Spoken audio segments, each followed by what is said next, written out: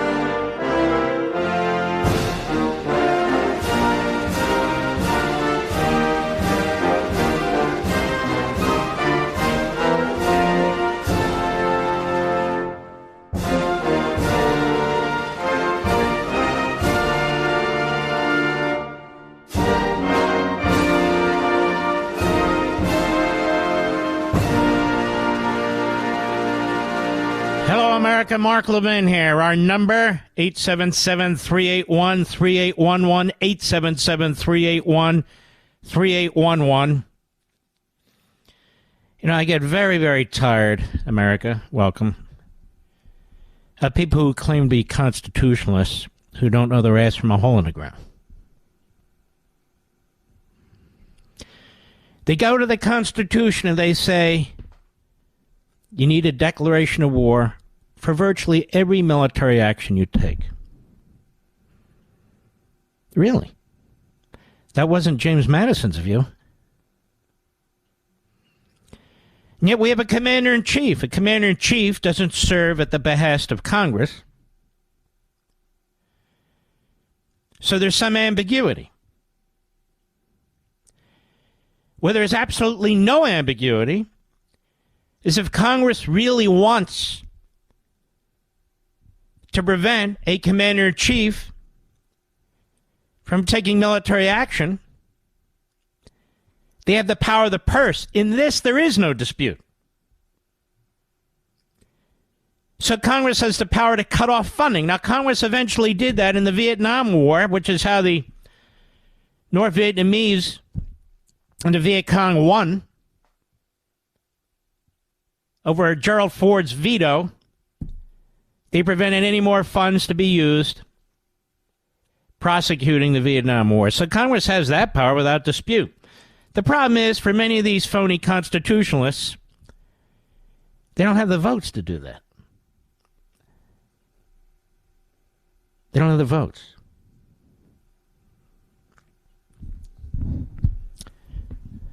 Presidents have gone to Congress and have declared war, and presidents have not. Now, in many ways, it's like what Justice Potter Stewart said about pornography. I know it when I see it.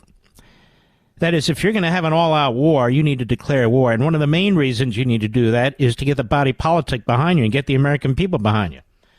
Get American industry, the economy, the media behind a war effort.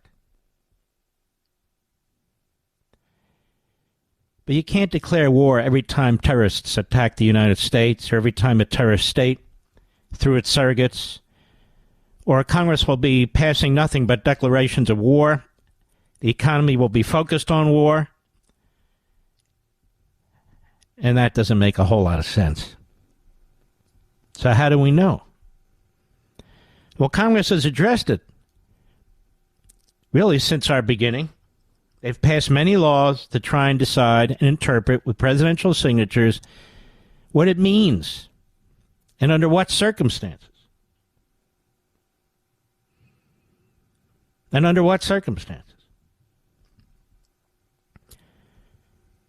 Now, it would seem to me, America, when the Islamo-Nazi regime in Tehran hits us for the 166th damn time, that Joe Biden's appeasement has provoked war against us by the Iranian regime, which was rearmed by Biden, which was funded by Biden with the flow of oil coming back. Just as Hamas and UNRWA was funded by Biden even after Trump cut it off. Just like the PLO was funded by Biden even after Trump cut it off. They keep talking about, we don't want war with Iran. The response to Iran killing 3 of our soldiers and injuring over 40, it was only a matter of time, is we don't want war and we don't want to expand what's going on in the Middle East. But they have expanded what's going on in the Middle East. And Iran wants war. And Iran wants nukes. And so what they've seen under Biden for almost 3 years straight now is not just appeasement, but absolute selling out. You don't give your enemy money. You cut off money, directly or indirectly. And you sure don't keep saying, we don't want war. We don't want to expand the conflict. If you don't want war and you don't want to expand the conflict, the enemy has to guess. The enemy has to fear. The enemy has to respect you. You don't keep telling them what a coward you are. You have to make them guess and wonder. But even better, you punch a bully in the nose. Now, maybe some of these so-called constitutionalists have never been in a fight. And I'm not even talking about a military fight, but a real fight. What we have here are the howlings of libertarian isolationists and left-wing anti-Americans when 3 Americans are killed by the enemy. Over 40 are injured. We have an obligation to defend our troops, not to debate it, to defend them. What's going on here now with Biden is outrageous. There should have been an immediate response in anticipation of something like this. Why? Because everybody, including me behind this microphone and in front of the Fox camera, in front of the Blaze camera, has said, our troops, somebody's going to get killed. And they're not even ready for it. And so now we debate for 2 or 3 days. Well, I don't want to provoke. We're not going to war. I mean, the declaration of war. There's this.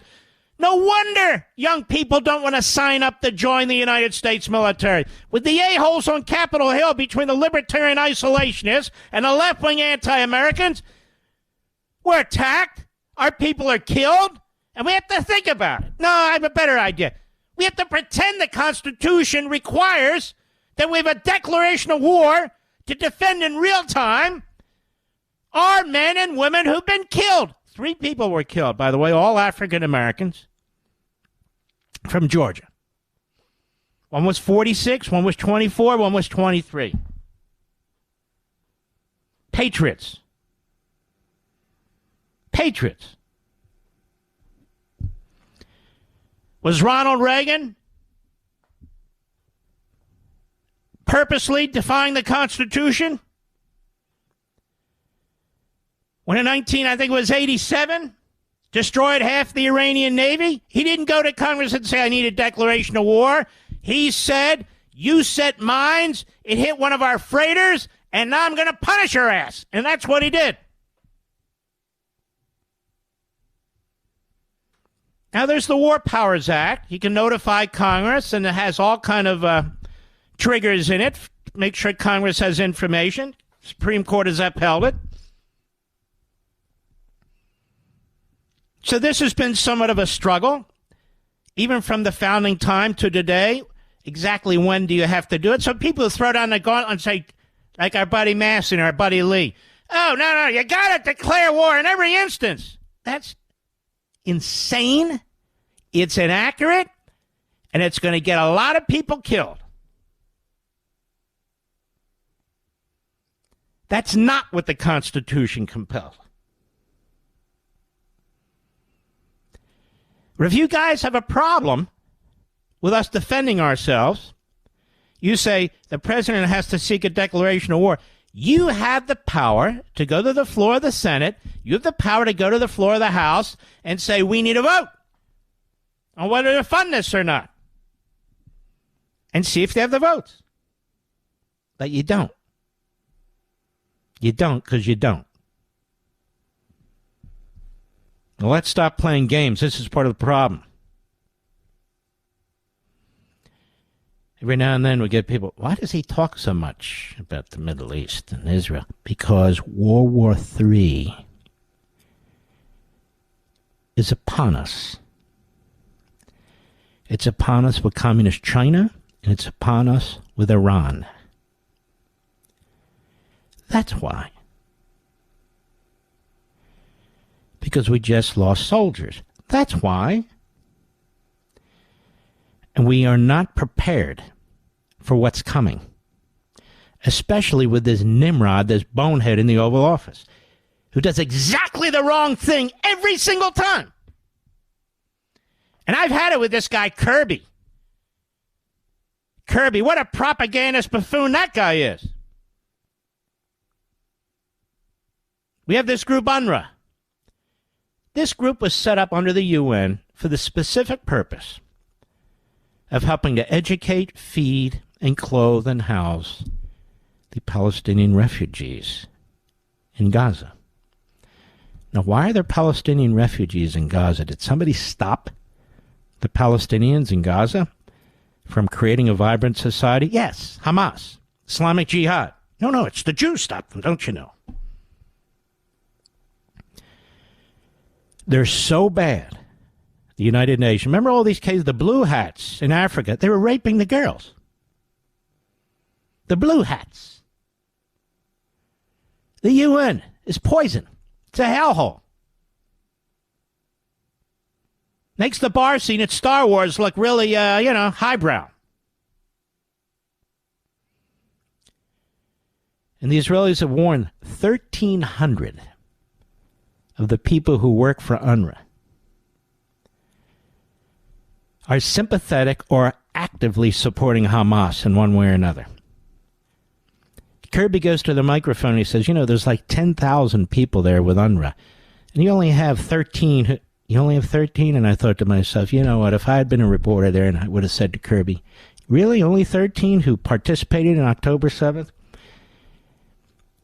Well, be glad it wasn't your wife. Or your daughter, assuming you have a wife or a daughter, because then I think it would get your attention.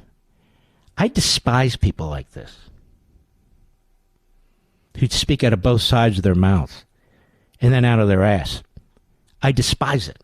I despise the idiot, the regular spokesperson. You get no information from these people. And it's constantly election time propaganda. I mean, the biggest story of last week, shockingly, was at Axios, which I can't stand, but there it was. Barack Rabin. 2 senior American officials on a phone call between Biden and Netanyahu for 40 minutes. Biden said, you got to end this because there's elections coming up. How come that transcript isn't released? How come that transcript isn't leaked? Wouldn't you like to read that? So for Joe Biden, the life and death of the state of Israel and the Jewish people is about his election. Look what's going on now with our people in the Middle East. I told you before, they're sitting ducks. He's not defending them. You can't pinprick the Houthis. And Iran's going to sit there and say, okay, you keep shooting, as Michael Waltz said on Fox today, you keep shooting $2 million missiles to shoot down $40,000 drones. You can't keep that up for too long.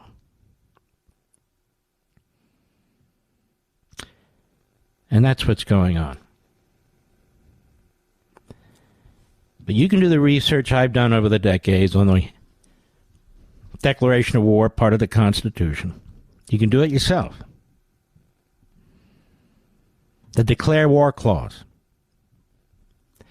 We don't have a lot of judicial decisions. We have a few. We have one in 1863, the prize cases, upheld Abraham Lincoln blockading the southern states without further authorization from Congress. You can look at the 1800 case, Bass versus Tingy. Talks about Congress's broad powers, but it doesn't give any guidance to a president, and nor should it. The courts really shouldn't be deciding these matters. But to throw down a gauntlet and say the president has no power to do this or that, our problem with this president is he won't use his power properly, whether securing the border or defeating our enemies. Our military is deteriorating to a point of absolute weakness. Our border has deteriorated to a point of not being a border. Our men and women in uniform know the commander-in-chief doesn't have their back, whether it's Afghanistan or now in the Middle East. Wokeism, DEI, that's the corner of the realm. And I'm not going to sit here and listen to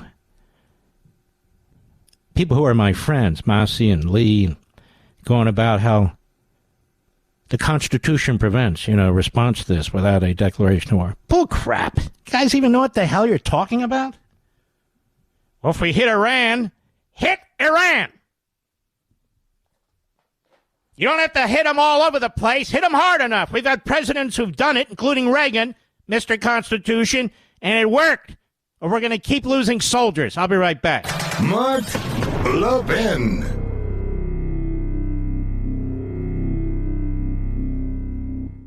Folks, by the time you finish listening to this message, the U.S. government will print $8,300 in new money. That's every minute. That's $276 new dollars every single second. Money that won't go to defending our nation or improving our roads. It's wiping away the value of your dollar and your savings. I'm Mark Levin, and I have warned Americans about this crisis. That's why I'm recommending to all my listeners, diversify in precious metals while you still can. And the only gold company I strongly support is Advantage Gold, a 5-star rated gold company. They can educate you with the real facts, including why gold may be the single best investment of this decade. Call them right now, folks. 800-900-8000. It's that simple. Tell them Mark Levin sent you, and they'll provide you with a 100% free Golden Shield Wealth Plan to show you exactly how to get started investing in gold right now. Don't wait until it's too late. That's 800-900-8000. 800-900-8000. Call them and remember to tell them you heard it from me, Mark Levin. Performance may vary, of course. Past performance is not necessarily indicative of future results. You should always consult your financial and tax professional.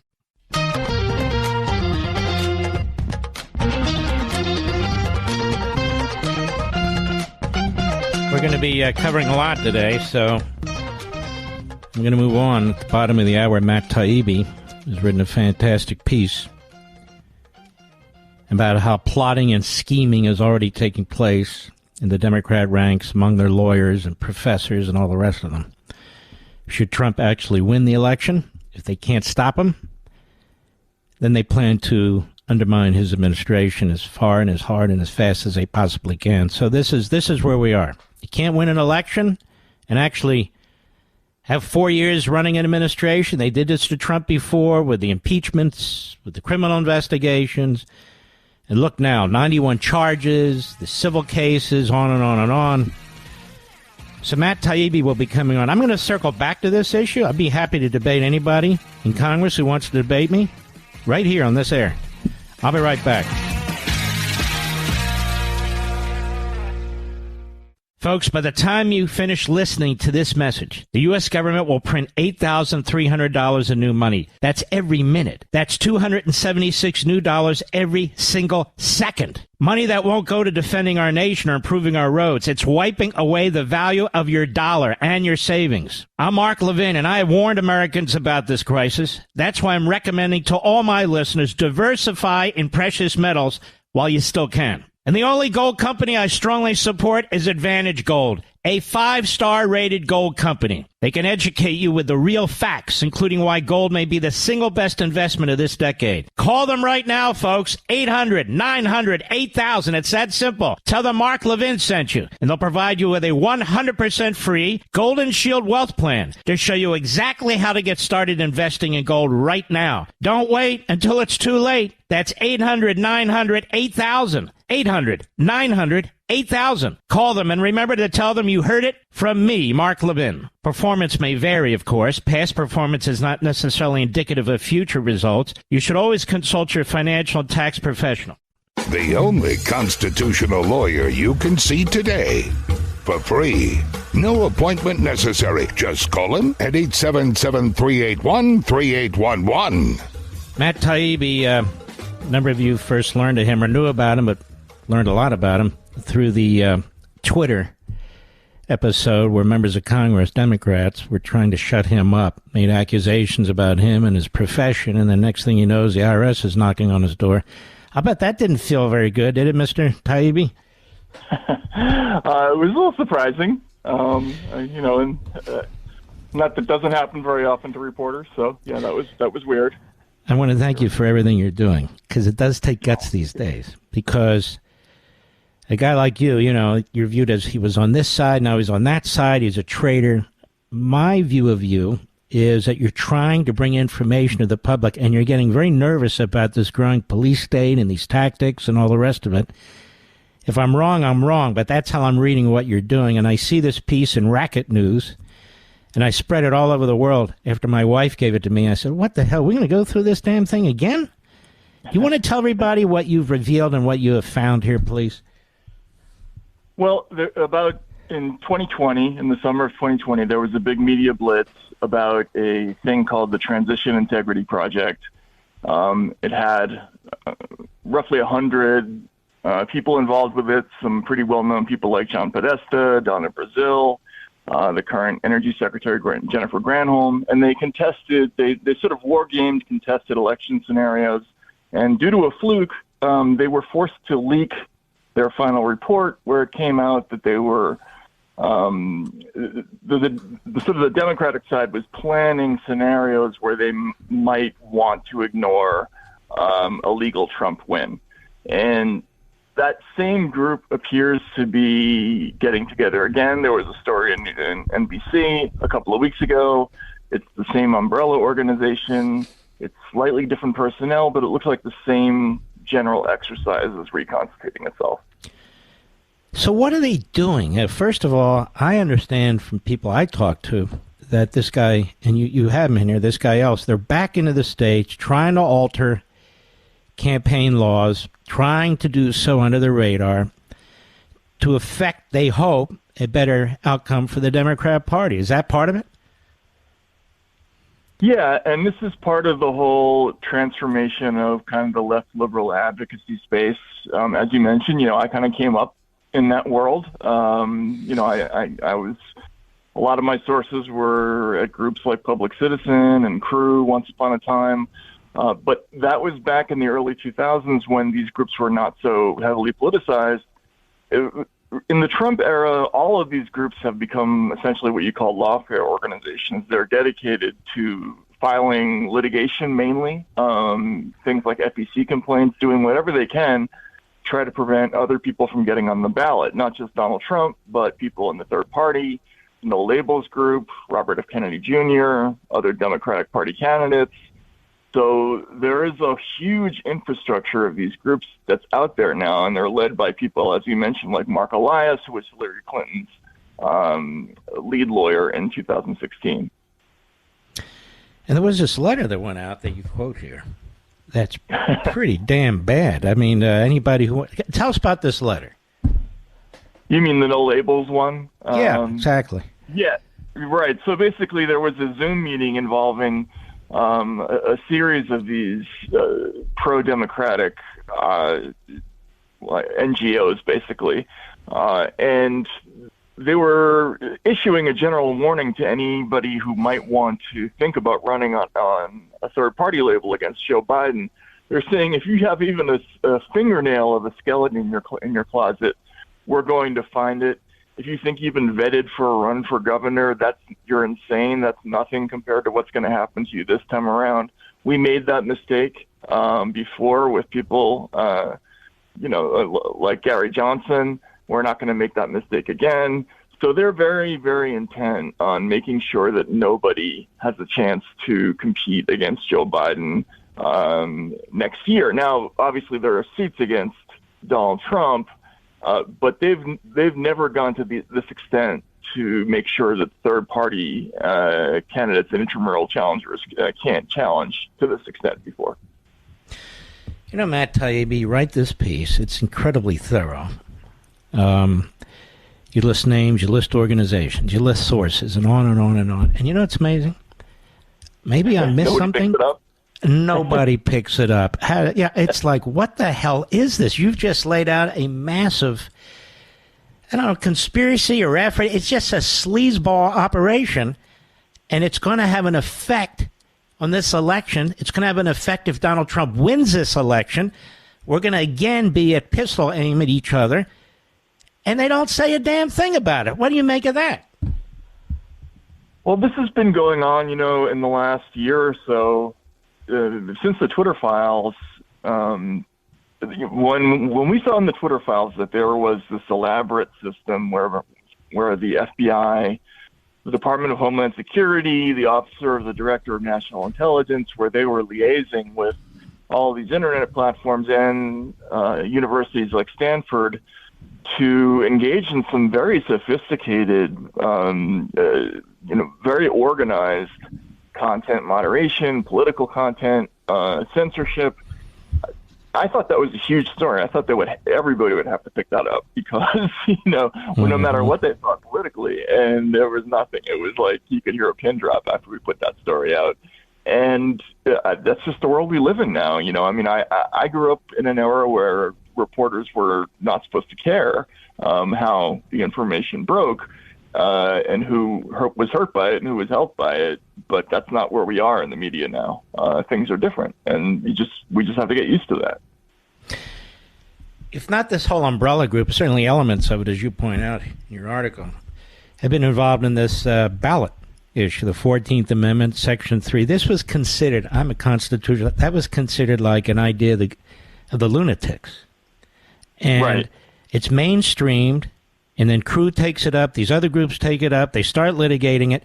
Now it's like the centerpiece. I mean, even some lawyers who are not Trump supporters, no, this ain't cutting it. And yet they really do move the narrative, don't they? Yes, and not only are they interested in that particular section of the 14th Amendment, they're also very, very interested in using the Klan Act as a tool of social change. The lead counsel for this group, Protect Democracy, which was profiled by NBC, they put out an editorial in the New York Times earlier in September of last year talking about how we have to start using the Klan Act more as to affect social change, not just for civil rights cases in big cities and police abuse cases. And when I looked, they had started to do it. Going back to 2017, you'll find all of these Klan Act suits that were filed for things as ridiculous as Russiagate. And these are highly, as you know, I mean, if you're as an attorney, these are highly punitive, sort of types of litigations. And they're just throwing them out willy-nilly in all directions. People who haven't been convicted yet for January 6th offenses, they were suing them. This is a thing that's now become part of this lawfare landscape. Is they're just using whatever tools they have in the legal kit to go after people on the other side. But doesn't that suggest we have an institutional problem here? Number one, when federal prosecutors pick up this sort of, this sort of club, and number two, when judges not only entertain it, seem to embrace it. I mean, isn't that who should be hitting the brake on this stuff?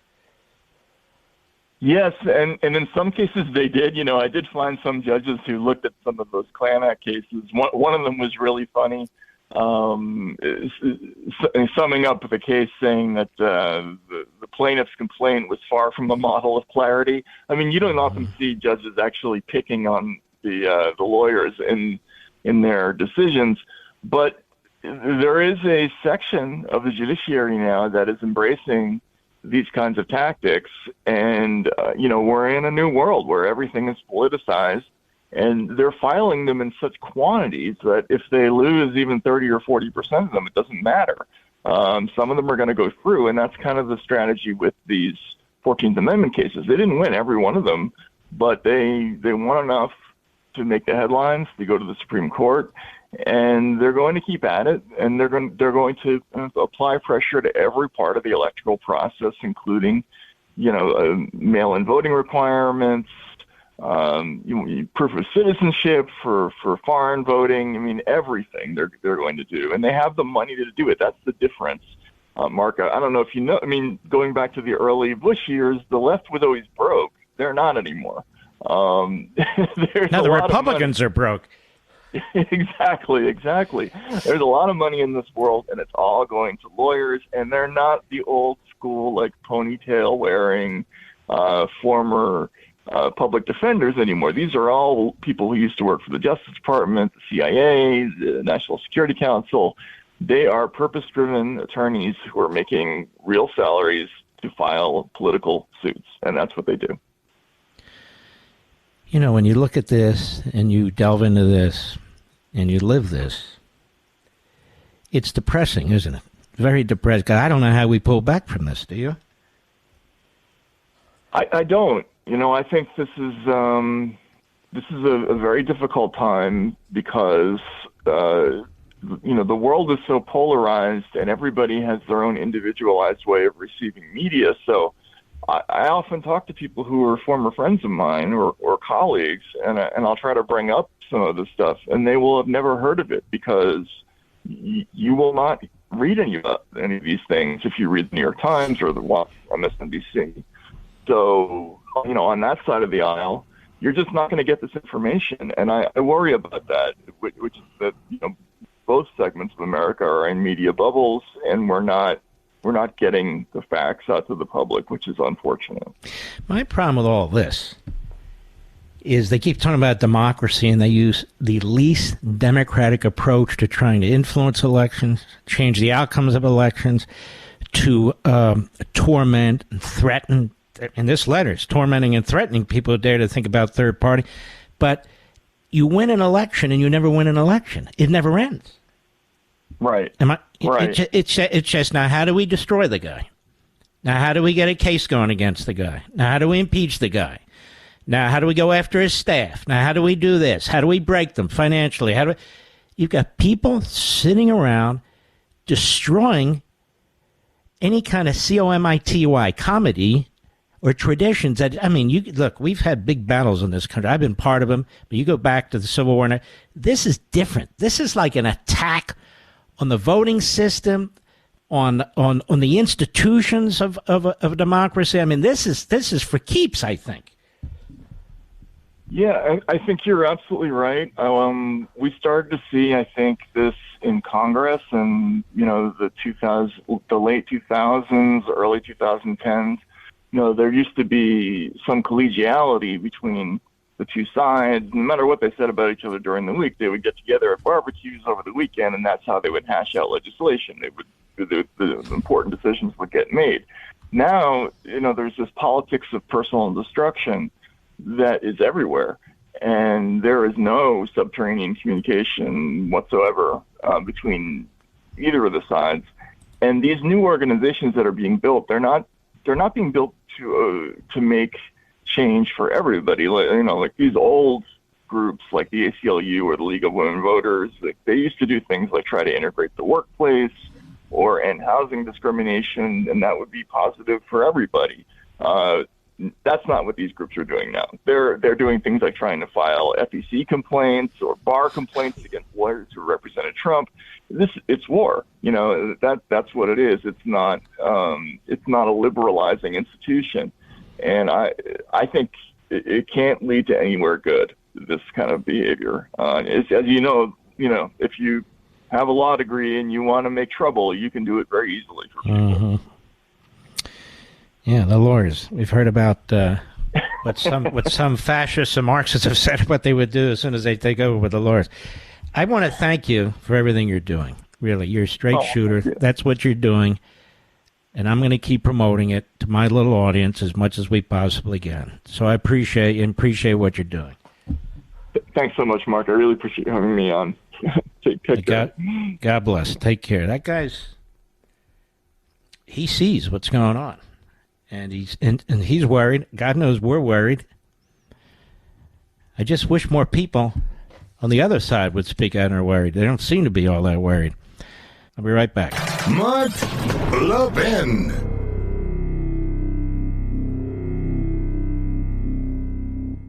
Folks, by the time you finish listening to this message, the U.S. government will print $8,300 in new money. That's every minute. That's $276 new dollars every single second. Money that won't go to defending our nation or improving our roads. It's wiping away the value of your dollar and your savings. I'm Mark Levin, and I have warned Americans about this crisis. That's why I'm recommending to all my listeners, diversify in precious metals while you still can. And the only gold company I strongly support is Advantage Gold, a 5-star rated gold company. They can educate you with the real facts, including why gold may be the single best investment of this decade. Call them right now, folks. 800-900-8000. It's that simple. Tell them Mark Levin sent you, and they'll provide you with a 100% free Golden Shield Wealth Plan to show you exactly how to get started investing in gold right now. Don't wait until it's too late. That's 800-900-8000. 800-900-8000. Call them and remember to tell them you heard it from me, Mark Levin. Performance may vary, of course. Past performance is not necessarily indicative of future results. You should always consult your financial and tax professional.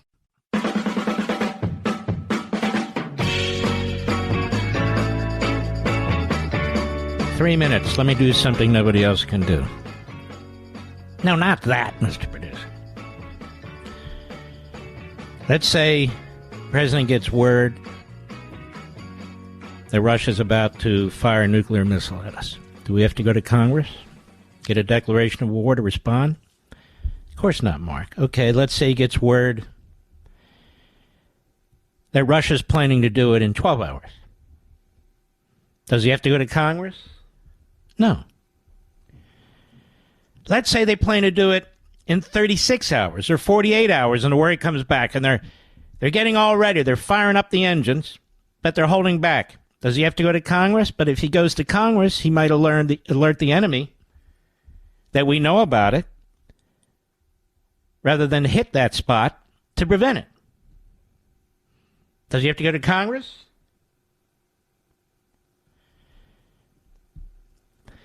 He's the commander-in-chief, and what the libertarian isolationists and the hate America crowd don't understand is that this is a little bit more complicated than they think. Even interpreting the Constitution doesn't give them exactly what they want.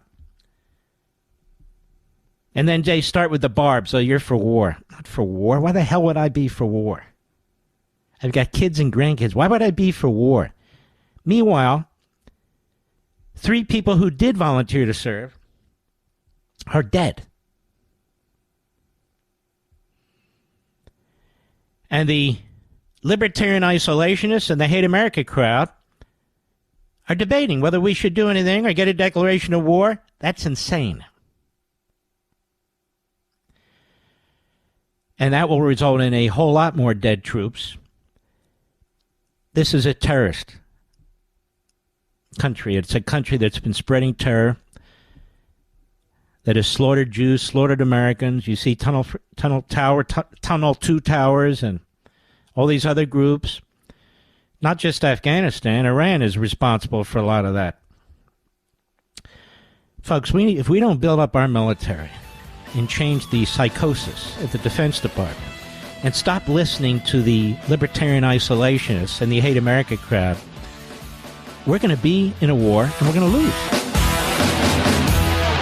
This segment of the podcast is exclusively sponsored by Pure Talk. Pure Talk offers great coverage and can save your family money on your wireless bill every single month. Go to puretalk.com to find the plan that's right for you. Thank you again for listening, and thank you so much for this sponsorship, Pure Talk. He's here. He's here. Now, broadcasting from the underground command post, deep in the bowels of a hidden bunker, somewhere under the brick and steel of a nondescript building, we've once again made contact with our leader, Mark Levin. Hello, America. Mark Levin here. Our number 877-381-3811. 877-381-3811. Meanwhile, with all this going on, Nikki Haley is running a bizarre campaign. Have you noticed she's becoming more and more irrelevant as time goes on, Mr. Producer? I really do. But before we get to that, Dana Bash to Nancy Pelosi, they want to talk how, well, Trump is so different from Reagan. Now, this is amazing. They did that on Sunday in response to me on Saturday, Mr. Producer. There's no question about it. I went in depth about how the ruling class, the Republican establishment, the media, the Democrats treated Reagan. Again, personalities aside, they have quite different personalities. Many of the same arguments. That he keeps saying these weird and stupid things. That he's not very bright, that he's provocative, that he's dangerous, that he's Hitler. We'll have a nuclear war. I lived through all this. I was in the Reagan campaign in 76 and 80. And worse. And so the Republican establishment opposed him, the Mitch McConnell types, the Karl Rove types, all of them.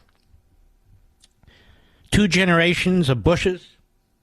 And so when you hear today everybody say, wow, I'm a Reaganite. No, they weren't. My buddy Craig Shirley has written about it and explained that, no, they didn't say that. I've explained it over and over again. And they're not. So I did this Saturday in an opening statement for like 12 or 15 minutes. And so Dana Bash on Sunday, who nobody watches, nobody cares, but I play it just for the fun of it, and she's a good foil, talks to Nancy Pelosi like Nancy Pelosi's an expert on Reagan. They all hated Reagan. Let's play it. Cut 4, go. I want to ask you about the 2024 race because it really does look like it's going to be Donald Trump, who is definitely quite different from Ronald Reagan, even though they're both Republicans, and President Biden, of course. We're back where we started. Well, we're in an election, and we're not. We have. First of all, what a stupid question! It's a stupid question. I mean, if you're going to challenge me, at least have a smart question, and have a decent guest. I mean, Nancy Pelosi is basically Joe Biden in drag. Don't you think, Mr. Producer? All right, go ahead. Further case to make. When people are making a judgment about the election, they always think about what it means to them. What are their kitchen table issues? How do they meet? She's so in touch. So profound. Her city's going literally to crap. Literally. And I would argue, and I'm not a San Francisco, what was once the prettiest city in America. People used to love to go there. I used to love to go there. Union Square, the shops, fantastic hotels. Now it's like walking in a cow field. You're going to step in human feces. And yes, my wife and I were there about 2 years ago, a little over 2 years ago. We were stunned with what we saw. And then advised, don't walk outside by yourself. San Francisco. All these radical left-wing paradises, have you noticed what they turn into? Hellholes. And may I say as a footnote here, this guy Newsom, is he a court jester or something or other? He's the greatest 3 years any president has had in history. Really? Oh, yes. What happened to Lyndon Johnson? What happened to Franklin Roosevelt? What happened to your boy Woodrow Wilson? What happened to, the greatest 3 years in presidential? Now, this guy, he's obviously a stalking horse, and everybody sees it. He's an egomaniac. He's a narcissist. He's a punk. He's destroyed his own state. People can't get out of there fast enough. They don't want to. They love their home. California, the most beautiful state in the country, I would argue. But anybody who's two nickels to rub together, they don't want to stay there because they lose both of them. The indoctrination of their children and every perverted ideology you can possibly think of, open borders, criminals can't be prosecuted. They've destroyed L.A. They've destroyed every major city in California. This guy had an incredible budget surplus, mostly thanks to the federal government. He pissed it all away. Now they have a massive debt. Now they're thinking about a wealth tax, but he stopped it, but they're still going to come back for it. Nirvana, you see. Nirvana. And this guy's walking around. He's trying to convince you that Joe Biden is the greatest. And what is he doing? He's basically telling the Democrat Party, I'm here. He falls out. Kamala's a loser.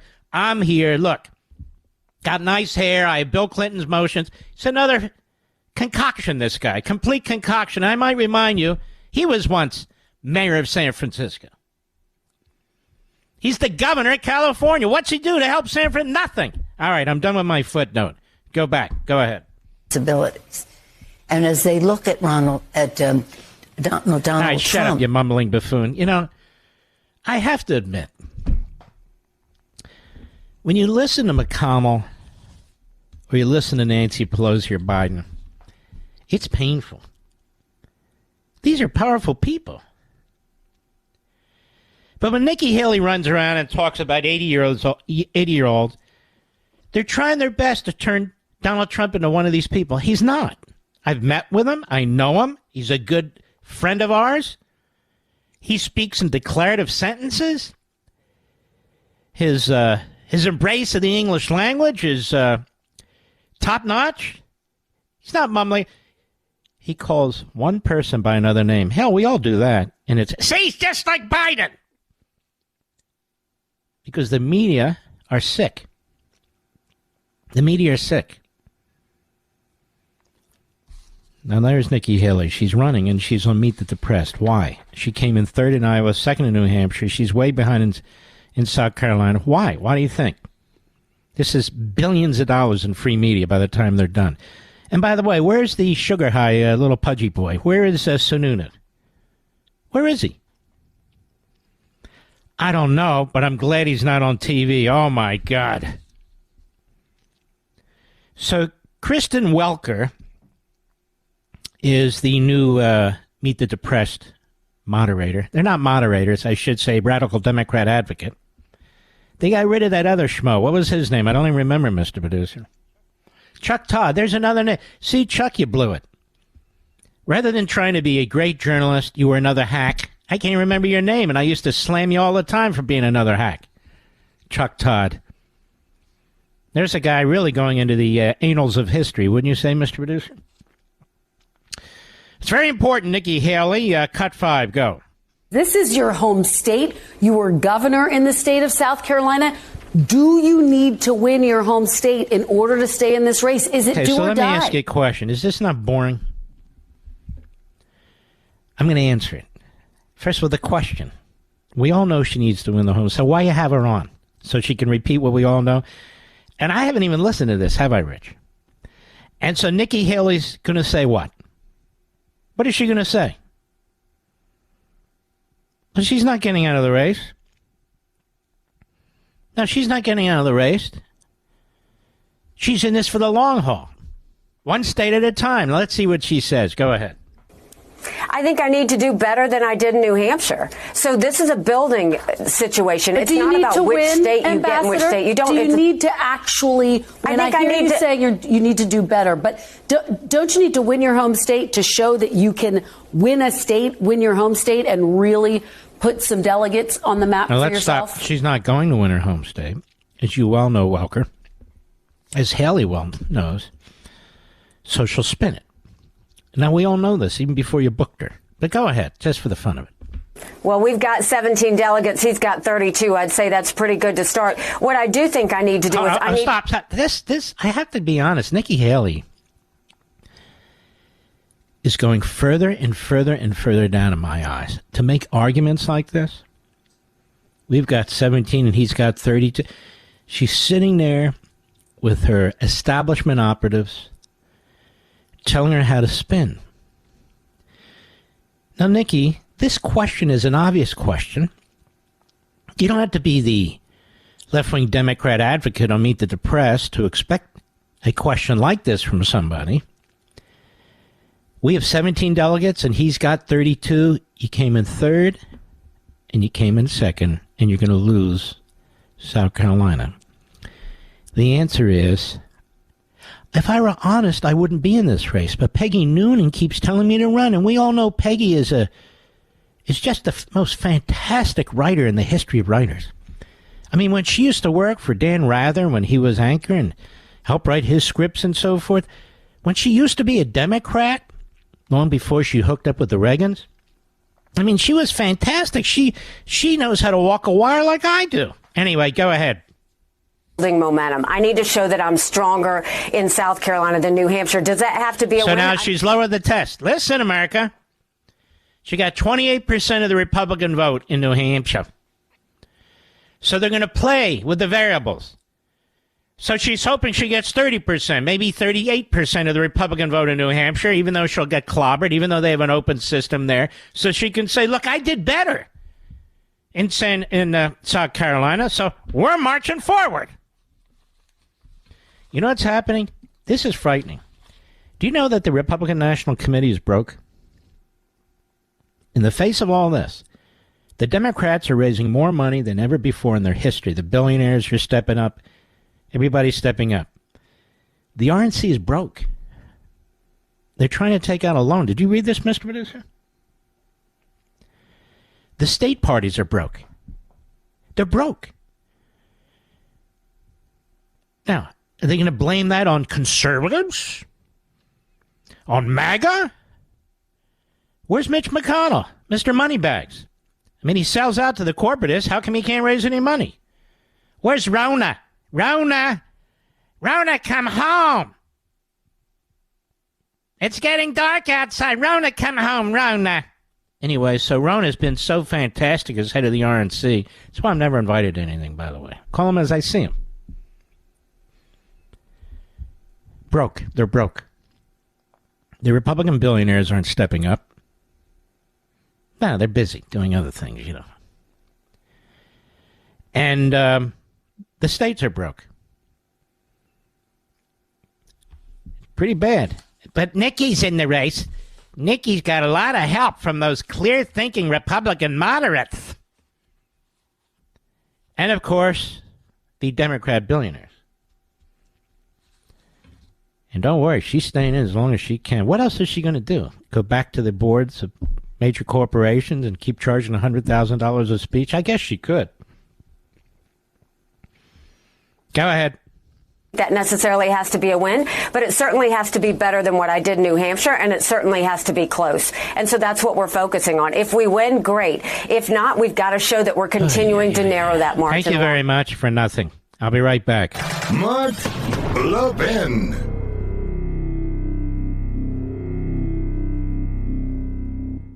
Does social engineering from leftist corporations make you feel like we're living in the Twilight Zone? Well, you're not alone. Pure Talk, my wireless company, knows the silent majority is fed up. And I urge all those Americans to stand with a company that champions your values. Those of you who always have your neighbors back, who pulled yourselves up by your bootstraps, who realize that a little bit of elbow grease can fix just about anything. Well, it's time to join your fellow patriots who fled their old wireless company for something better. Pure Talk. Pure Talk gives you phenomenal coverage on America's most dependable 5G network for half the price of the other guys. And with unlimited plans starting at just $20 a month, the average family saves almost $1,000 a year. And it's a veteran-owned company. Pure Talk is a company you can feel proud to do business with. Just go to puretalk.com/Levin to join your fellow Americans and make the switch. That's puretalk.com/Levin and save an additional 50% off your first month with Pure Talk. Why is Gavin Newsom on this week with John Carl? By the way, John Carl, there's a reprobate. That guy actually is, Mr. Producer, as dumb as he looks. It's not always the case, you know, like Newsom is said to be good. Like, I find the guy to be peculiar. I think he's got, you know, Adam Schiffless's neck. Have you noticed that? And for a guy that's anti-oil, he puts an awful lot of it in his hair. And then he has the Bill Clinton hands, these massive hands that he waves around and uses. And, oh, such affectations. It's just unbelievable. This guy's great. He's also got a totalitarian mindset. Remember how he treated the people of California during COVID? But he said, oh, you know, I watch Fox. I don't agree with it, but I watch it. Oh, wow. You're so cool. So cool. He's an elitist. He's an ignoramus. He's a failed governor. He knows how to play his party. He knows how to play the media. He's pretending he's loyal by spouting off, you know, the last 3 years, everybody, we've done better than ever before in American history, in world history. I mean, my God, even before mankind, Biden's unbelievable. But if he falls, I'm right here. I'm here to catch it. I can step right in. Is exactly what's wrong with government and our country. I'll be right back.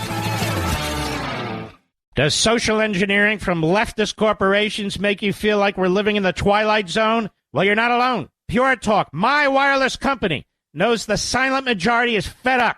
And I urge all those Americans to stand with a company that champions your values. Those of you who always have your neighbor's back, who've pulled yourselves up by your bootstraps, who realize that a little bit of elbow grease can fix just about anything. Well, it's time to join your fellow patriots who fled their old wireless company for something better. Pure Talk. Pure Talk gives you phenomenal coverage on America's most dependable 5G network for half the price of the other guys. And with unlimited plans starting at just $20 a month, the average family saves almost $1,000 a year. And it's a veteran-owned company. Pure Talk is a company you can feel proud to do business with. Just go to puretalk.com/Levin to join your fellow Americans and make the switch. That's puretalk.com/Levin and save an additional 50% off your first month with Pure Talk.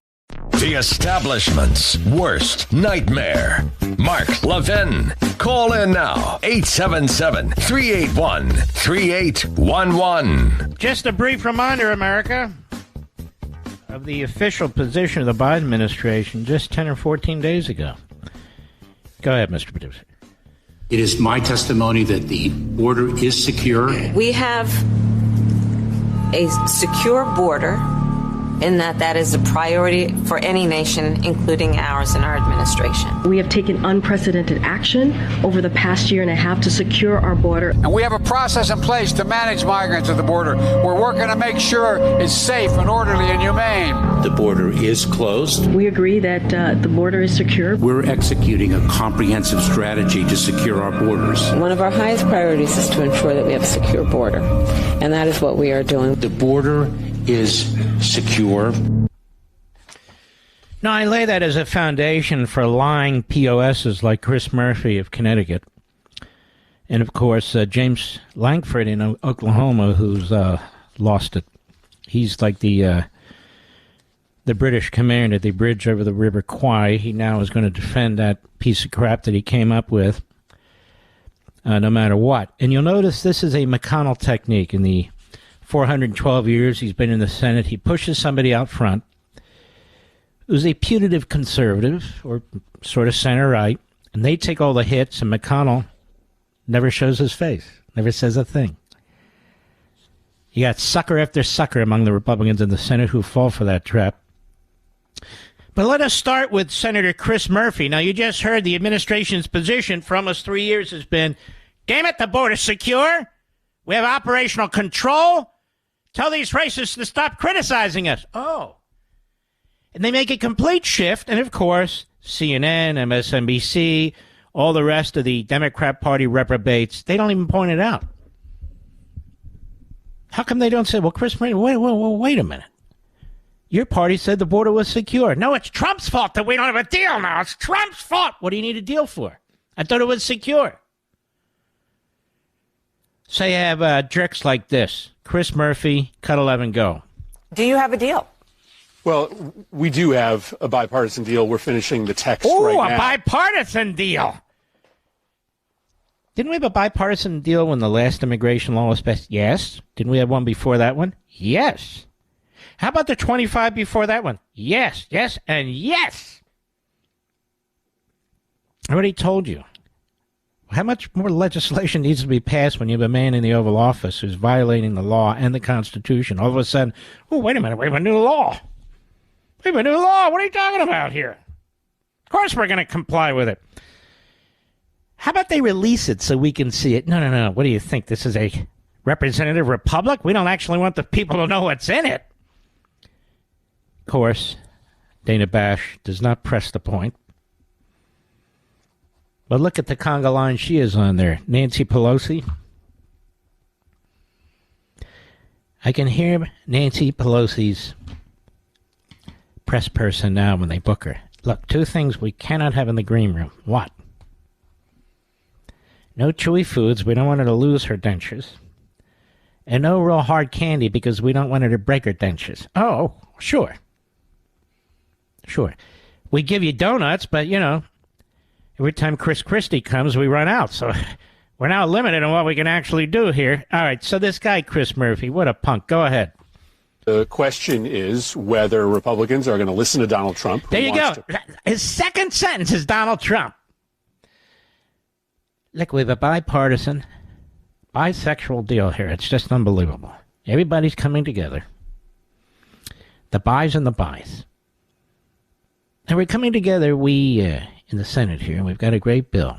Only 5,000 illegal immigrants a day. And Langford's on there saying, well, that's actually not how that works. Yeah, no, that's exactly how it works. You could even have 10,000 because parole, they still cheat on that, and people come through ports of entry, and they're still going to rubber stamp them. And we're really going to beef up the patrol. I told you about the Border Patrol. They're going to add 1,300 people.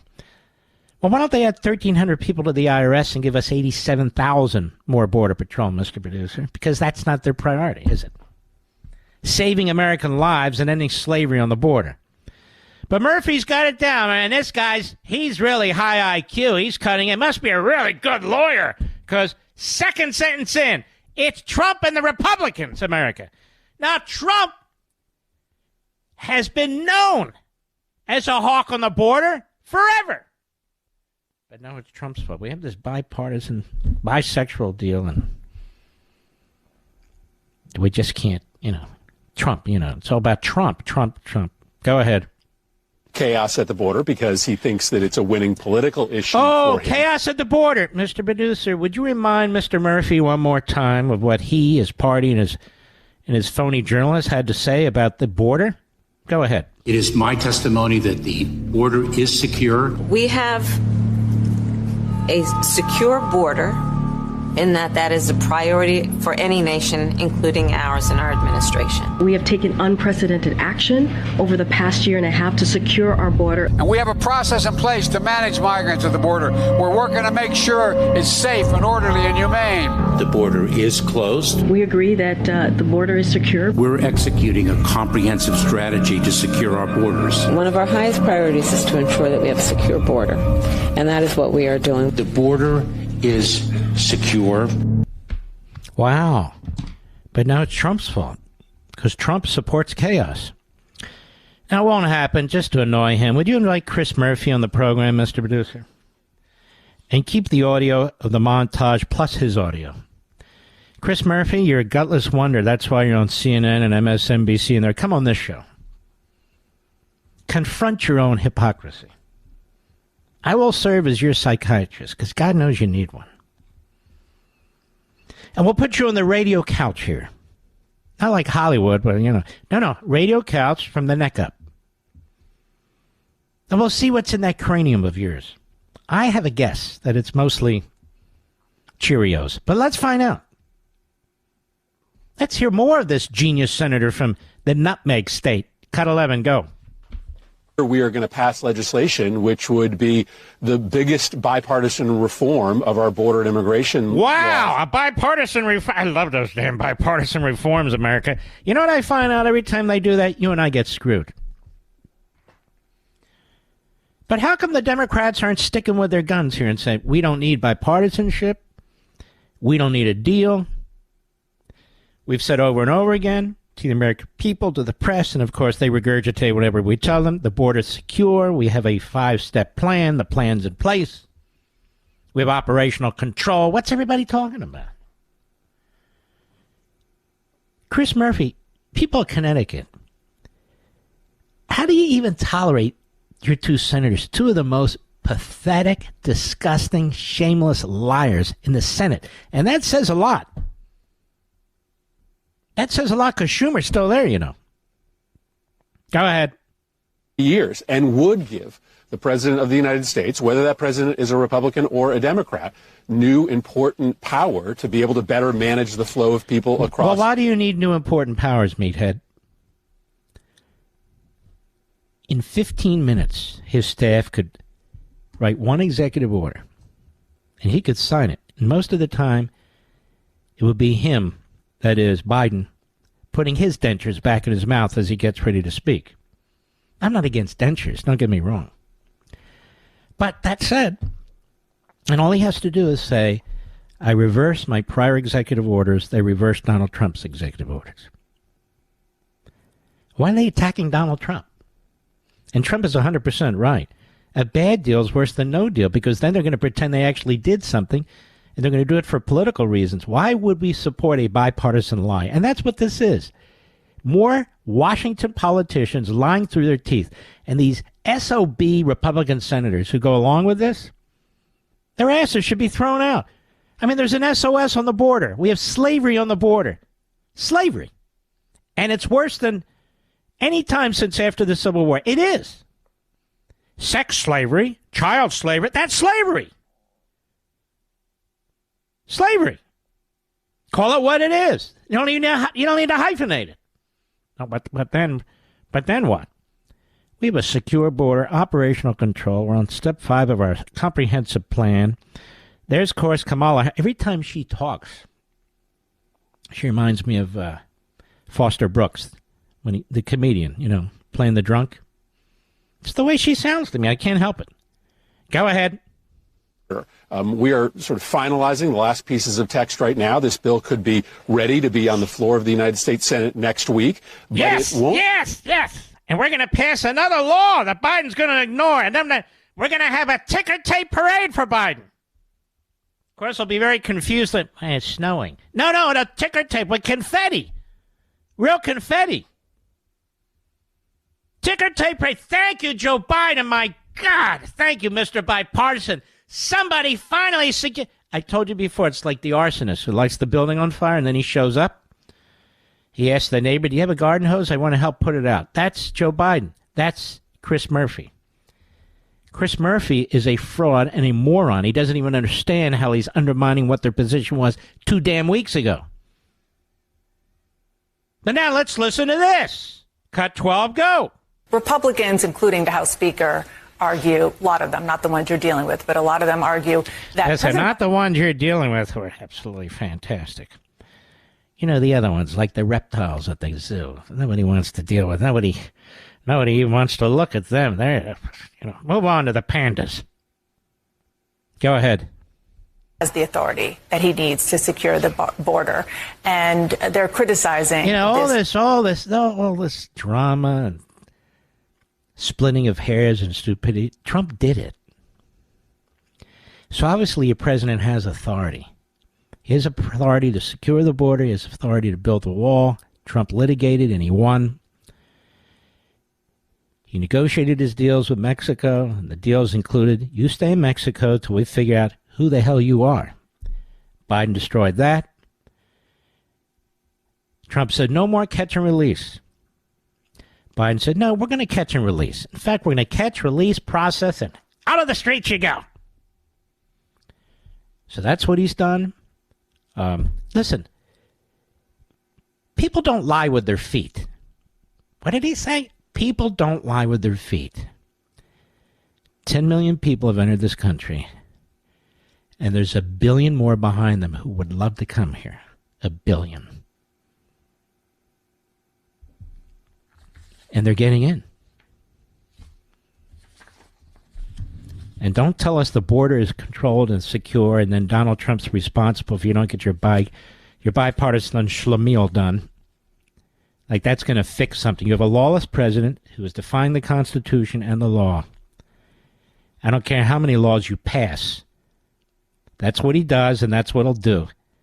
And you guys want to pass it with the help of Mitch McConnell, because Mitch McConnell, listen to me, would rather see Joe Biden as president than Donald Trump. There. I'm telling you the truth. Mitch McConnell is sort of Liz Cheney in drag. He'd rather see Joe Biden president than Donald Trump. No, yes, I've decided to get behind Donald Trump. Shut up, you idiot. I'll be right back. Mark Levin.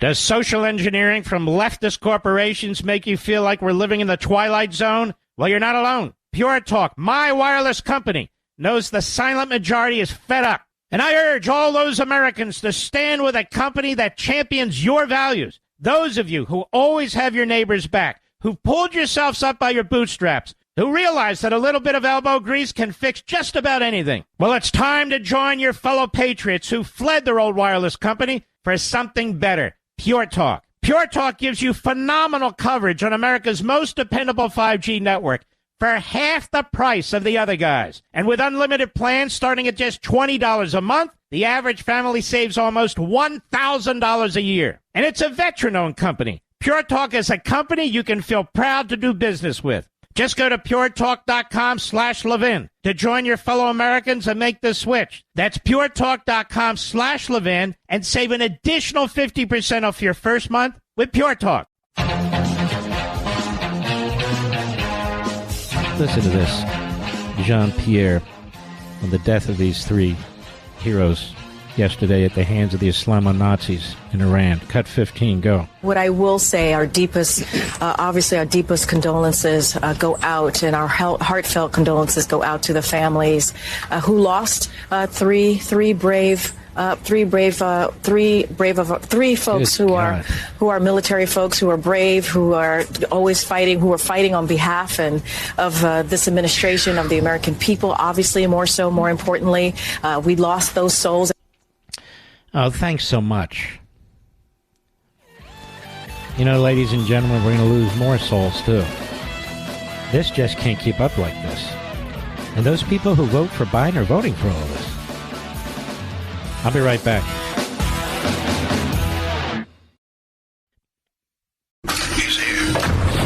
He's here.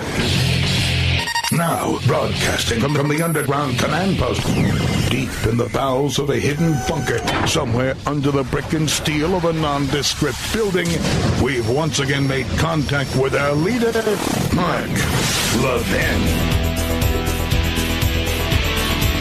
Hello, America. Mark Levin here. Our number, 877-381-3811. Hello, 877-381-3811. I used to call the third hour the Power Hour. And now sometimes this jewelry channel I watch calls their third hour the Power Hour, their last hour. They probably came up with it first. I have no idea, so I don't want to say that anymore. So I don't call it the Power Hour. Even though it is the Power Hour, you understand what I mean, right? There's a piece in the Daily Signal by Fred Lucas, which is actually quite outstanding. And I'm deeply worried about this. You know, the vast majority of us, we're not in the military and have never been in the military. So we rely on a volunteer force.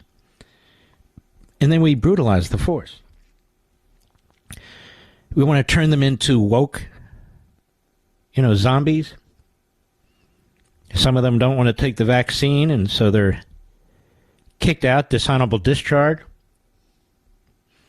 They're lowering the standards even further in the Navy because they can't come up with the numbers. I mean, this is so utterly irresponsible. The number one job of the government isn't to redistribute wealth. It's not to destroy the currency, spend us into bankruptcy, brainwash our children, lord over us, push us around. And by the way, they're back at it with the gas stoves. Did you see that, Mr. Producer? They're going to spit out a regulation banning your stove.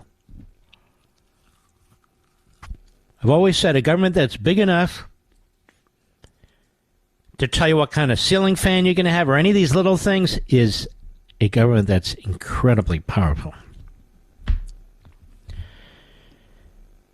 So the Heritage Foundation says the Chinese military can no longer be viewed as a distant competitor. China has begun to field indigenous aircraft carriers and advanced missile technology. It is rapidly expanding its nuclear arsenal and conducting live-fire exercises and mock blockades around Taiwan. If current trends persist, the gap between the Chinese and U.S. militaries will likely narrow further, and the idea that China might surpass U.S. capabilities in some fields will seem far less implausible.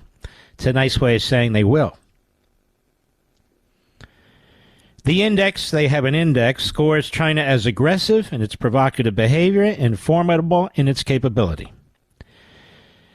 Xi Jinping is not only a brutal dictator and the author of genocide on a large scale, but he's also a true communist. He's a true Marxist. And as such, one of the good bits of news out of the People's Republic of China is that China's economy is the one black mark against its strategic strength. He is running the country into the ground. People don't know they have deflation taking place, which is the worst of all worlds. Now, inflation is the price, interest rates are going up, and the price of, goods and services are going up at an astounding rate, and you can't keep up. Deflation is the value of goods and services is plummeting. Plummeting. As interest rates are going up, Mr. Producer. And most countries have not experienced deflation. Now you might say, well, that's great. The price of goods and services are plummeting. It's not a market thing. It's a currency thing. And so if the price of goods are literally falling through the earth, they're not going to make them anymore. So people are going to lose their jobs. People are going to lose their livelihoods. While interest rates, inflation keeps going up. That's what's going on in China right now.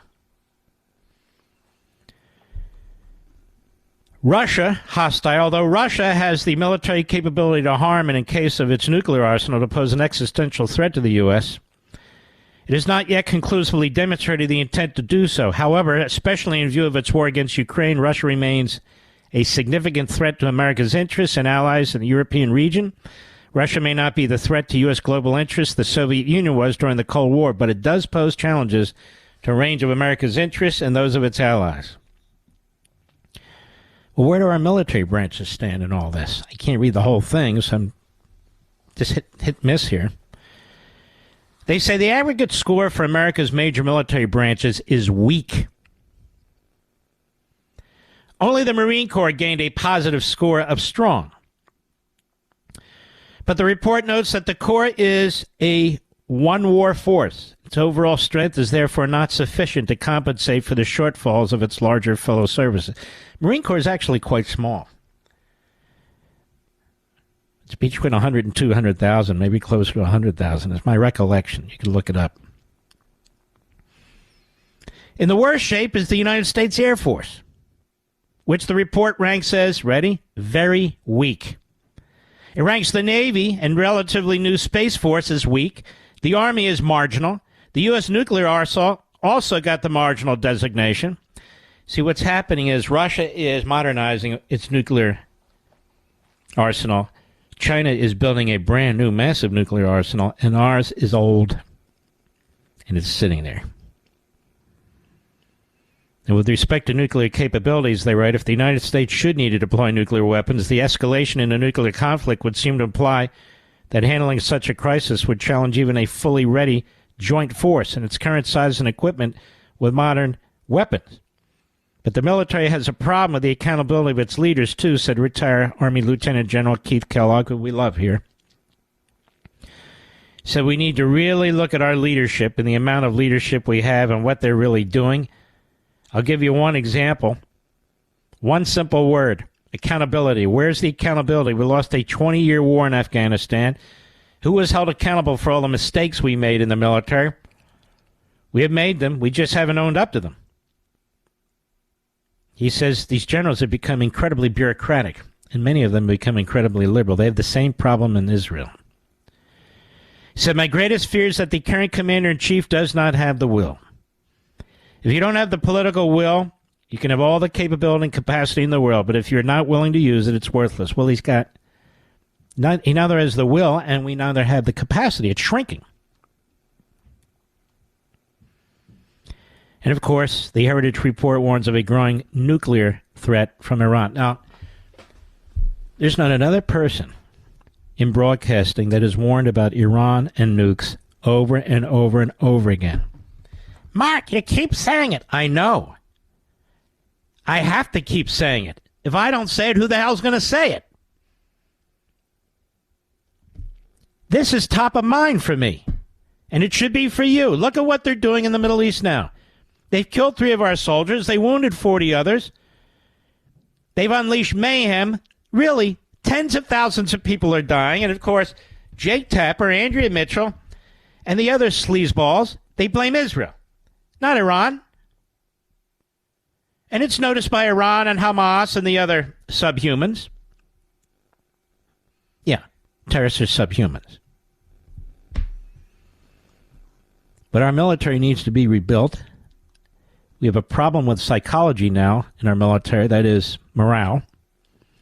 And by the way, you know why the Air Force is the weakest? It's not because the pilots aren't great, because we don't have enough pilots. We're short on pilots. In the Army, we're short on infantry. In the Navy, we're short on sailors. And Biden just acts like it's not a big deal. You know, Biden reminds me, how can I put this? Biden chews up what prior administrations, prior even generations have built up. He destroys them.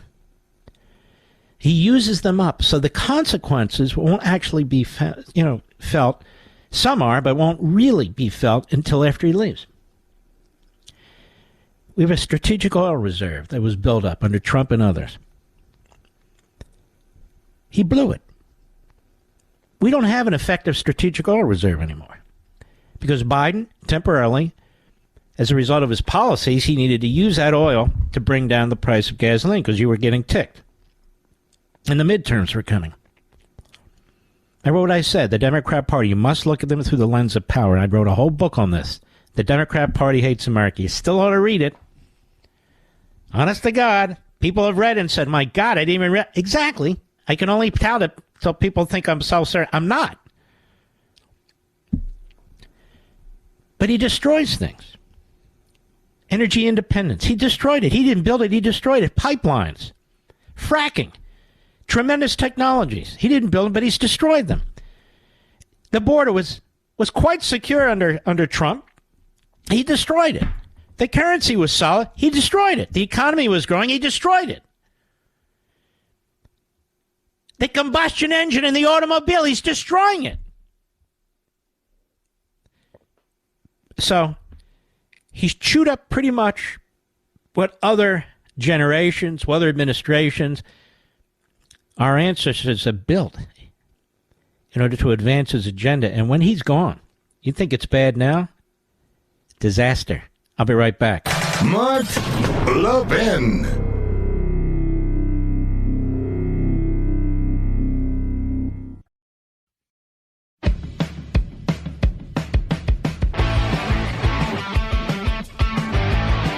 Well, folks, we have our friend Peter Navarro with us, and he's committed the crime of being a patriot.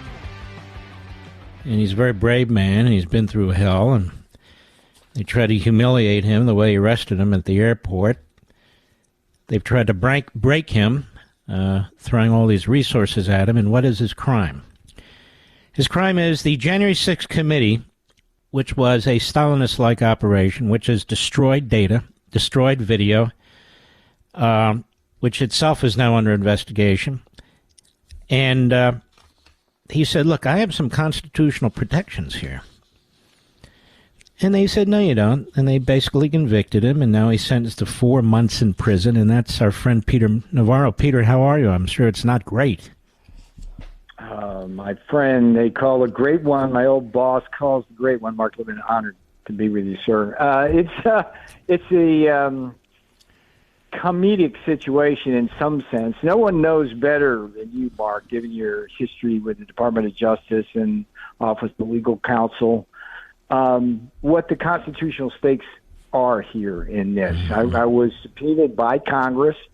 It's the department policy of the Justice Department for more than 50 years, Mark, that senior White House advisors like me and alter egos of the president absolutely cannot be compelled to testify before Congress. Yet, I am now the first American in the history of our republic ever to be charged with this crime. And yes, I'm facing 4 months in prison if I do not win on appeal. And my appeal tonight to your audience, sir, if I may quickly, let people know my legal defense fund. It's givesendgo.com/Navarro. GiveSendGo, it's all one word, .com/Navarro. This thing has already cost over $600,000, and I've got a long way to go. But I do believe, Mark, that this case, I'd love to get into some of the details of it with you, is destined for the Supreme Court. Because if I lose this appeal in this case, the separation of powers will collapse. Executive privilege will no longer exist as George Washington first originated it. And we will turn essentially subpoenas from the Congress into partisan weapons, as was used by the J6 committee, sir. Mm-hmm. Well, give us 2 or 3 top points. I mean, that is a very important point, of course. So executive privilege, first of all, so people understand it, privilege has a bad name these days, well, at least among the Marxist left. But executive privilege is something that George Washington saw was essential to effective presidential decision-making. If people like me cannot speak candidly to the president and he to me, then he cannot make the best decisions for this nation and the American people. And so the Supreme Court itself has zealously guarded executive privilege precisely because of its protections it provides. And once you allow Congress to issue subpoenas and basically attack the White House, the president, with these subpoenas, the separation of powers collapses between the two branches of government. And basically, you get a reductio ad absurdum to partisan warfare between the branches rather than some kind of governance for the people. So that's the big issue at stake here. And when I was subpoenaed by Congress, President Trump invoked executive privilege in the matter.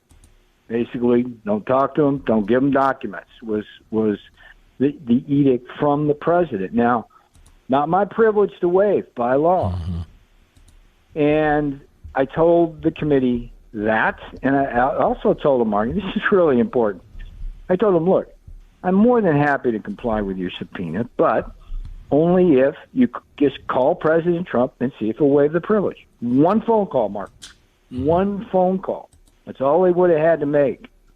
But they did not do that. What does that tell you? And so I wind up in this situation, again, as the first senior White House advisor ever charged with this crime. And I'm facing possible 4 months in prison if the judge in the next couple of weeks doesn't grant our motion to allow me to remain free during the appeal. And then through the appeal process, we'll see what the courts have to say. But I think this is a case, Mark, every bit as important with respect to other landmark constitutional decisions on other issues when it comes to separation of powers and executive privilege. There is no other case like it. And you know the term settled law. There's just no good settled law on this, precisely because of the paucity of cases that have been adjudicated. And the law that does exist is bad law, and the rest is just a big vacuum. You know, what, for example, one of the questions that came up in the trial is, what does a proper invocation of privilege look like? Is it a letter? Is it a tweet? Is it presumptive, which we firmly believe it is based on everything we've seen in the law?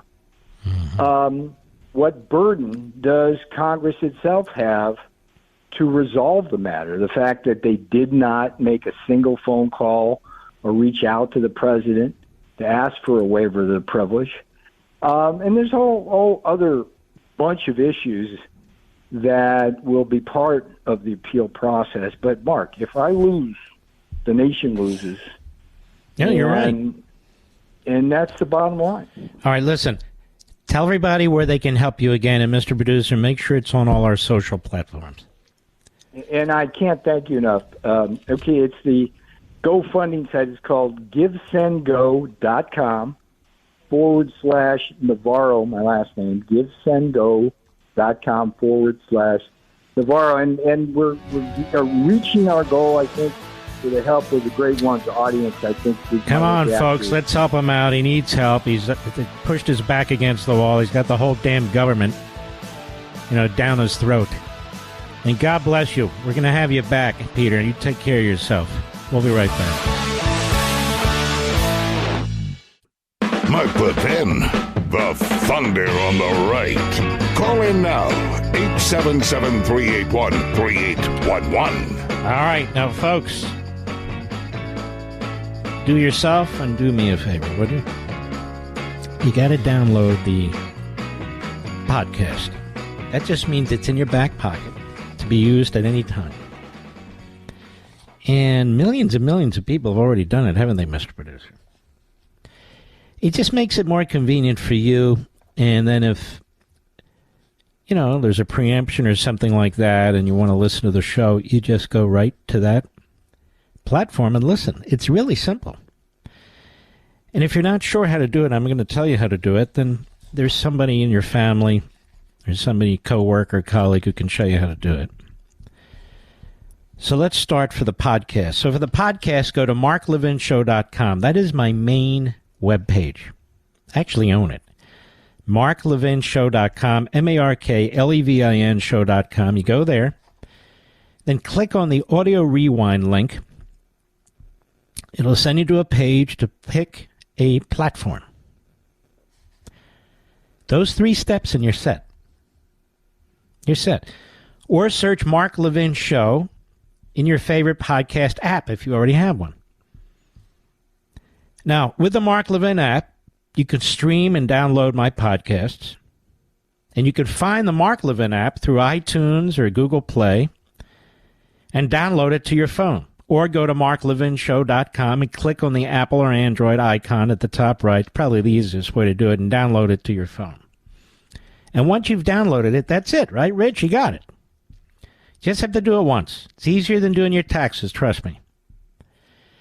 And third platform, you can find all my podcasts, interviews, specials, packages that we put together on YouTube. We have our own YouTube channel. Go to youtube.com at Mark Levin Show.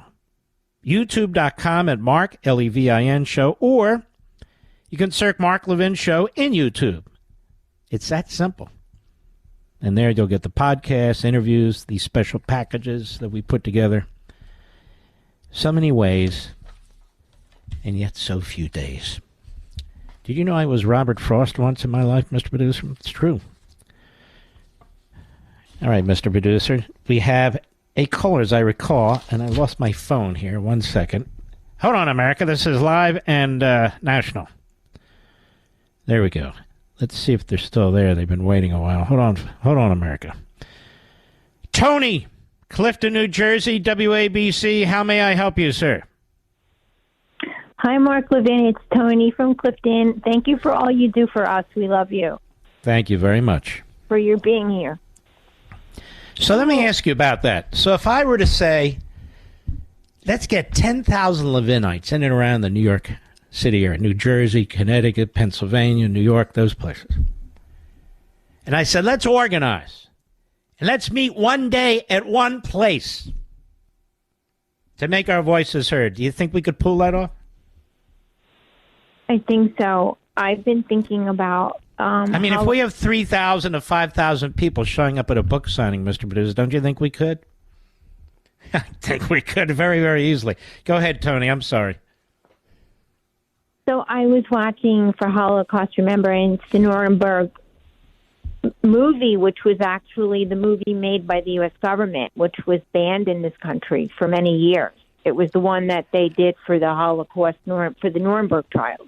Mm-hmm. And as I was thinking about that, we were getting the news about our servicemen who had been killed. And it just seems to me, Mark, that the words that were said for Watergate, John Dean said to President Nixon, "We have a cancer on our presidency." I mean, like that was like so overstated back then. Little did he know that that's what we have now. Mm-hmm. And I was just so upset by what's happening, that the history of Israel is such a young country, and yet people don't know who they are. And our country is so tender and so on fire right now that people don't understand that when your own president wants to kill his own people and not protect them, that there is a cancer on our presidency. And she's talking about the southern border. She's talking about slavery there. She's talking about fentanyl coming in and killing Americans. I think most rational human beings would say you better stop that and secure that border. And now they're just lying and spinning, and they're worried about the election. Tony, thank you very much. And I posted a very, very important piece about Holocaust Remembrance Day, which was the other day. And in this piece, it talks about the American soldiers who liberated some of these death camps. American soldiers. You really ought to check it out. It's on all my social media platforms. You know, we don't give ourselves enough credit. These were the great parents and grandparents of ours. And now you see what's going on in our country. If my father and mother saw what was going on in the streets of this country, they wouldn't believe it. They wouldn't believe all the anti-Semitism, all the Jew hatred. And that's been imported into our country, both through tenured professors from overseas, Marxist professors here, our immigration policy where people from the Middle East, Palestinians and others are pouring into this country. Look, I'm not going to play games here. It is what it is. And again, these Marxist leftists, they have the same thing in common. They hate this country and they hate Jews. But they also hate Christians, particularly evangelical Christians, as well as Catholics who are also Christians. But if you actually believe in your faith and the FBI is not breathing down your back, in other words, people of faith, or people who love their country, they hate. Justice Barrett, who I'm no fan of anymore, she's under attack in the media. She and or her husband are part of this Christian movement or faith, or however you want to put it. And they're trying to portray it as dangerous, extremist. And I thought to myself, if she were a Muslim, they would never do this to her, Mr. Producer. Never. Never. We have media organizations here hiring pro-Hamas people. We have the UN, where their employees are participating on October 7th. But they're concerned about Barrett's faith. This is how it works. The group CARE, which is a Hamas front group, it's been proven in court. This is a terrorist front group in this country operating freely rather than the Department of Justice shutting it down and deporting those individuals who are not citizens. Get their asses the hell out of here. Send them back to paradise. This is a group in the country where the head guy, Ewad, Awad, whatever, he's just a wad, was caught on a mic in the United States, praising Hamas October 7th. It's another study I read where they've been monitoring these imams in California, and almost to a man. They're preaching anti-Semitism, Jew hatred, American hatred. I mean, a country can't survive this. And then you have these lily-livered, useless, pusillanimous types who get to the position of president of one of these poison Ivy League schools. I'm not giving that phrase up, no matter how many people steal it from me. The poison ivies. And it's just, and of course the Democrat Party is the home to all of it. The American media is the home to all of it. It's like this guy, John Leibowitz. What's his name, Mr. Producer? Jon Stewart. Guy's name is Leibowitz. He's a low IQ sleazeball, in my humble opinion. Oh, he'll have his... Jon Stewart's coming back. I'm so excited. Yeah, every left-wing kook is excited that another left-wing kook is going to be on... Do it once a week. Thank you. Thank you. I'm sure it's just amazing that he would deign to do the show once a week so we get more Jon Stewart. Can't wait. Not enough of that, I can tell you that. But he supports the vets. Yeah, it's the least he can do. It's the least he can do. I'll be right back. Mark Levin.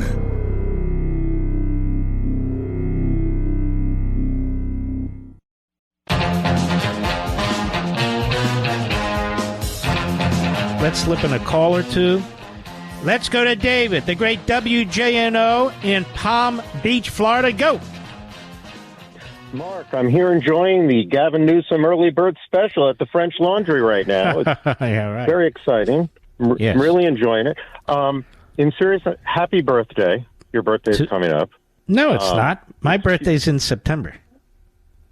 But thanks anyway. Happy birthday in advance. Yes. Yeah, I thought I saw that. Anyway, a few key things I just want to discuss with you. One is the complete disregard that Biden and the administration have for history. Mm-hmm. They have, it's as if there is no history before they came on the scene. And I think one of the reasons why we're continuously playing like whack-a-mole and Groundhog Day is because they never learn, because they never look to history, and they hate Israel because it's proactive, not reactive. One of the reasons Israel's won wars in the past is because they don't wait to be attacked, usually. You know, they take out their opponents. You know, it's... Except this last time, but I get your point, though. Yeah. Yeah, and you know, relationships are two-sided. If someone comes and burns down your house, and then says, we want a ceasefire, you know, unbelievable. That is not a recipe for successful international relations. I mean, I just don't get... Well, I want to thank you for your call. We're running out of time. Thank you, buddy. Good points. I would say this. I did notice, Mr. Producer, that the Prime Minister of Israel, Benjamin Netanyahu, the Churchill of his day, I did notice he was not giving advice to Joe Biden on how to respond to Iran's attack on us. I noticed he wasn't talking about proportionality. He didn't get into all that, did he, Mr. Producer? We'll do what we want without anybody's advice, and that's, in this case with Biden, part of the problem. Here we are, day 2. They're still trying to figure out what to do. And whatever they do, ladies and gentlemen, they'll pretend it was a big deal, and it'll be too little too late. The war in the Middle East is and has expanded as a result of Joe Biden, as well as, I might add, libertarian isolation. The Islamists and the Marxists, they're having their way. Israel's not allowed to win. America's not allowed to win. Pretty sick. I also posted for you, ladies and gentlemen, a really remarkable letter from mothers of IDF soldiers. And this is another letter that you won't hear about anywhere else. It certainly won't be in the media. It's there on all my social sites. And it was sent to Joe Biden, which is another reason it'll be shredded. Jake Tapper, self-hater. Andrea Mitchell, self-hater. None of them will reference it. None of them will read from it. None of them will even acknowledge it. Although maybe Leibowitz. What's his name again? John Leibowitz. John Stewart, I mean. Sorry, John, I know it's John Stewart now. John Stewart, I'm sure he'll read from it on his first show. And it'll all be Trump's fault anyway, so what's the point, right? All right, I don't have my list. Who's the next caller? Pull one up. Let's go. Come on. Arkansas, Lewis, KARN, our great affiliate there. Go quickly, please. Okay. I want to put an end to a lie. It has not been 10 years since we have been in a border crisis.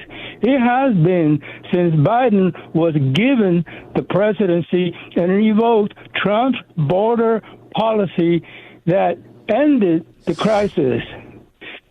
And don't forget who invited the illegals. Oh, that would be Biden. Well, sir, your words are true. And, of course, thank you for your call. And, of course, don't forget, ladies and gentlemen, 10, 14 days ago or so, every single Democrat marching in line, they like to march in line, the Democrats. They like to wear boots, special colors on their shirts. They like to march in line. The border was secure. Operationally secure, secure in every way. And now it's chaotic. They have a bipartisan plan, and it's Trump's fault for not passing it. These are sick people. I want to salute all you heroes out there. God bless you. I wish for the families, Godspeed to those who passed away and were killed. Take care. God bless.